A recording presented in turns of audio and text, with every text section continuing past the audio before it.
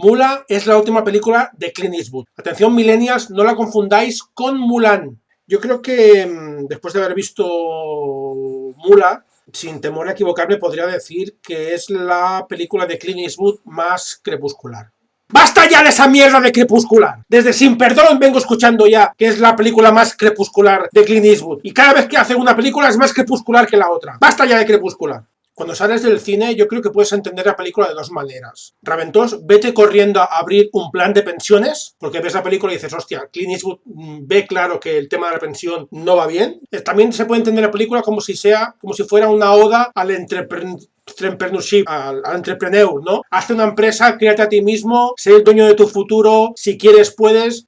Atención, spoiler. En la dura escena en la que el personaje de Clint Eastwood se ve obligado a meterse por la cavidad anal unas bellotas de droga, este anal grandpa, Clint Eastwood se lo podría haber ahorrado, es necesario. La verdad es que agradecí que nadie a mi lado se desmayara, como sí pasó cuando fui a ver Million Dollar Baby. Recuerdo que se desmayó a mi lado una chica y claro, me vi obligado a sacarla afuera, darle un poquito de aire. Claro, me perdí ya toda la película y luego la tía, o sea, ni me invitó una Fanta ni nada. Al menos aquí no me pasó y pude ver la película entera. En definitiva, una gran película nuevamente de Clint Eastwood y le doy sin duda alguna mis 5 estrellas. Raventós para todos vosotros. Espero que la disfrutéis. Bueno, si estáis deprimidos no vayáis, ¿eh?